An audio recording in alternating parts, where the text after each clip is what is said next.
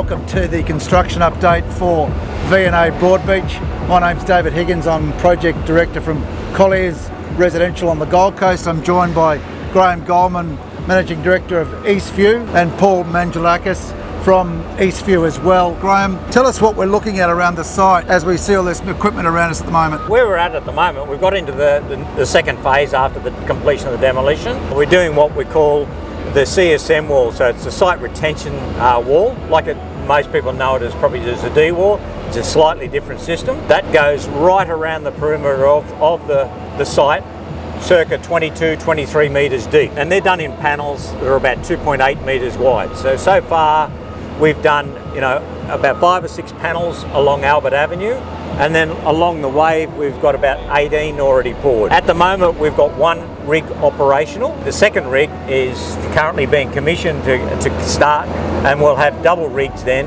which will speed up. We'll be able to complete all of the D-wall by the end of August. And Paul, the next rig that's coming on site behind us here, tell us a bit about that. So it's actually the largest piling rig in Australia. It's just been imported from Singapore. Basically got a commission period of around 2.5 weeks. And Graham, how are things progressing? You're a very experienced project manager on the Gold Coast. Look, things are going pretty well on site. We've got CF Group are doing a really good job on the project for us so far. They're committed to make sure we finish by the end of August, which is current phase, which allows us to run on to the next part of the works, which is the foundation works. And Eastview is actually managing this early works program on behalf of Iris Capital. Is that a normal process for you guys, what you would do normally? Yeah, look, Eastview has certainly done this a lot on many projects around the Gold Coast. We'll come on and do the early works, progress it whilst we're waiting and negotiating with the main contractor to do the balance of the work. From your perspective, this would be one of the largest